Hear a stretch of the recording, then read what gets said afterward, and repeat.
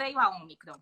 Então, uma mortalidade que já era baixa em crianças se tornou mais baixa ainda. Em adultos, menos da metade. Alguns falam que 10 vezes menos. Mas que é menor, a gente não sabe a magnitude, mas que é menor com certeza. E nas crianças também. Então, todos os dados que a gente tem de mortalidade da pandemia não valem para falar de vacinas de crianças hoje. Não vale para falar de vacinas para ninguém, porque realmente a Ômicron mudou o cenário. Mas para as crianças, menos ainda, porque a mortalidade é menor.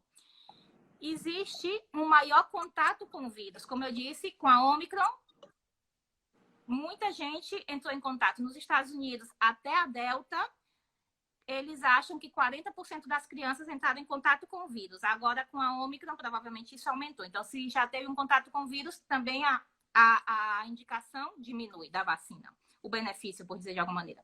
E logo existe uma diminuição da eficácia da vacina para as cepas novas. Isso é uma coisa que a gente não sabe nas crianças, mas que nos adultos sabe. E, obviamente, vai ser similar nas crianças que nos adultos. Então, o que se viu no Reino Unido é que para quem se vacinou com 2 doses da AstraZeneca, não tem efeito a partir das 20 semanas para a Ômicron em adultos.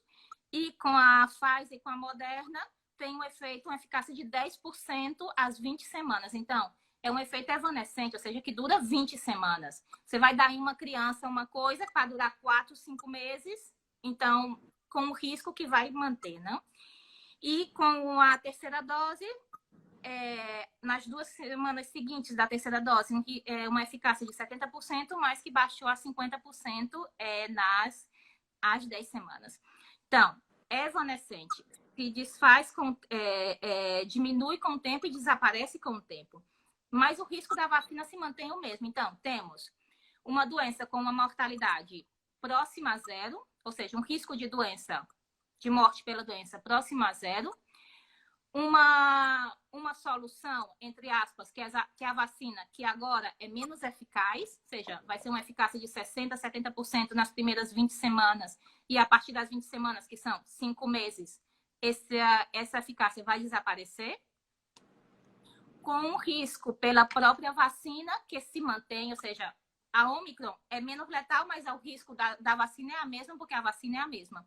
E que o risco da vacina é maior em pessoas, quanto mais jovem, maior o risco, porque tem um sistema imunológico como mais potente. Então, a gente diminuiu a mortalidade, diminuiu o risco da doença e o risco da vacina manteve. Então, eu acho isso uma sorte, porque realmente as pessoas veem como uma coisa, e a gente devia estar agradecendo, porque realmente a natureza deu a facilidade da nossa decisão, não seja?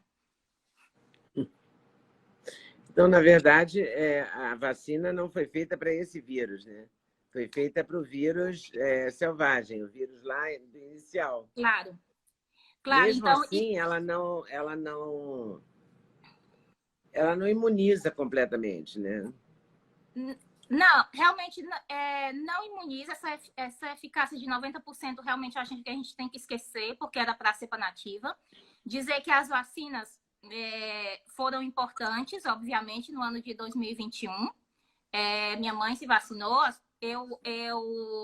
A minha postura sobre as vacinas está desde dezembro de 2020, antes de que fossem colocadas, que é uma coisa desconhecida, vale a pena para pessoas de risco. Quanto mais risco, mais vale a pena. Pessoas de menos risco, vale menos a pena no início e logo vamos vendo. E agora estamos vendo o que acontece.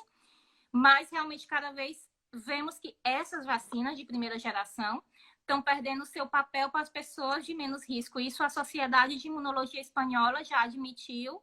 Em dezembro já começou a falar. E agora, em janeiro, eles deram entrevista dizendo que mais doses a gente só está desgastando o sistema imunológico, porque realmente é um efeito muito evanescente e temos que repensar essa estratégia de vacinação em massa, porque não vai funcionar, não está funcionando e não vai funcionar. Outra coisa são as vacinas de segunda geração que estão fazendo, hein? Pois estão fazendo, é isso que eu queria saber. Eu não sinto, aqui no Brasil não está se discutindo isso. A Pfizer não dá uma entrevista dizendo a gente está fazendo uma outra vacina, uma vacina que vai atender esse vírus. porque a vacina de gripe, porque para os leigos é muito complicado entender tudo isso, entendeu? Claro. Por exemplo, todo ano eu tomo a vacina de gripe, em torno de março, abril ali, aqui no Brasil. Essa vacina ela é modificada anualmente de acordo com o vírus que vai causar a gripe daquele ano, né? Você acha que vai acontecer a mesma coisa com a vacina do Covid? É, pode ser que sim, mas além disso, existem as vacinas de segunda geração, são de outra tecnologia, digamos assim. A Pfizer, quando saiu a Omicron, eles anunciaram que iam começar a refazer a vacina, em 100 dias iam dar o resultado. Depois eu não soube mais do que estavam fazendo. As vacinas de segunda geração, existe já uma autorizada, que é a Novavax, que é de proteínas. Então, é uma tecnologia mais conhecida e são mais estáveis e tem adjuvantes mais conhecidos. O adjuvante da Novavax é o mesmo das vacinas da gripe, por exemplo. E aqui na Espanha estão fazendo também uma vacina de segunda geração de proteínas, o laboratório IPRA, que inclusive eu vou participar do ensaio clínico, ou seja, não é questão de ser antivacinas, eu vou participar do ensaio clínico de uma vacina espanhola. Mas a questão é que eu sempre vou defender o que eu acho correto de risco-benefício. Nem a vacina nova... eu tenho colegas que acham que as vacinas novas são muito mais ajustáveis e vai ser mais fácil, pela tecnologia que tem, ajustar mais as novas cepas quando elas vão surgindo e que vai ser uma vacina que vai dar anual para toda a população. Eu acho que não será, pela própria dinâmica da pandemia. Eu acho que vai acabar ficando mesmo só para as pessoas de risco, mesmo as de nova geração. Mas isso é uma coisa que se vai discutir. E é tanto que agora voltam a falar em tratamento na fase inicial da doença. Os dois, né? O da Pfizer, o Paxlovid e o Molnupiravir, os dois foram autorizados, porque realmente se fala muito em multi-estratégia, que vai ser a vacinação dos grupos de risco. A Sociedade de Imunologia da Espanha começou a dizer que vai se estabelecer mais para grupos de risco, e os tratamentos e os anticorpos monoclonais. E agora em todos os lugares está se falando isso. Ninguém fala mais de uma estratégia só de vacina. E quem teve a doença estaria mais imunizado? Sim, quem teve a doença tem uma imunidade potente e parece que mais duradoura que a da doença. A questão é que a Omicron, pelas características que tem uma taxa de reinfecção maior. Na África do Sul, eles disseram que era só de 2%, mas no Reino Unido eles calculam que mais ou menos 9%. E eu acho que vai ser mais bem próximo ao do Reino Unido que a da África do Sul, porque nessa questão eu confio mais nos países que testaram mais, não? Mas o que é um acordo entre todos é que essas reinfecções da Omicron são muito leves. São quadros, normalmente, volto a dizer, quadros leves. Mas é uma reinfecção do Covid inicial? É uma reinfecção daquele... eu tive o vírus em dezembro de 2020. Eu lembro. Aí eu vim acompanhando com os anticorpos... Como é que chama? Anticorpos neutralizantes. Aí, outro dia, o Zé Barros me disse, pode parar de fazer esse exame, porque não vai adiantar nada para a Ômicron. Sim. Então, não adianta nada para a Ômicron, porque é outro vírus, é outra cepa, é outro vírus. Assim, não é a reinfecção, é como, por exemplo, alguém pode ter uma pneumonia, por dizer de alguma maneira, há 5 anos e agora tem uma gripe ou uma sinusite ou uma outra doença bacteriana. Ou pode ter uma infecção viral há 10 anos ou teve uma pneumonia pela gripe A, ou seja, pela influenza daquela época, e agora tem um resfriado pela gripe estacional. Então, realmente, temos que esquecer a cepa nativa, porque essa não existe mais. Ou seja, a cepa nativa, eu não sei se ainda está... Eu acho que ela foi extinguida totalmente, porque realmente não aparece mais em nenhuma estatística nem nada. Esqueçamos a cepa nativa.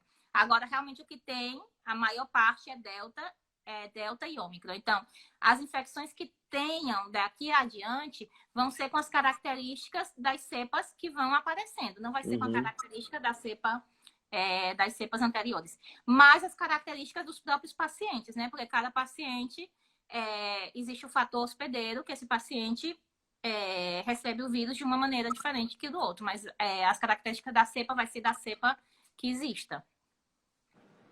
Que loucura isso, né? Mas, olha, vamos ver de uma maneira natural. As pessoas às vezes me criticam porque eu falo, mas realmente não é que as pessoas queiram que ninguém adoeça, eu não quero que ninguém adoeça, mas realmente a doença existe no mundo, ou seja, e a morte existe no mundo.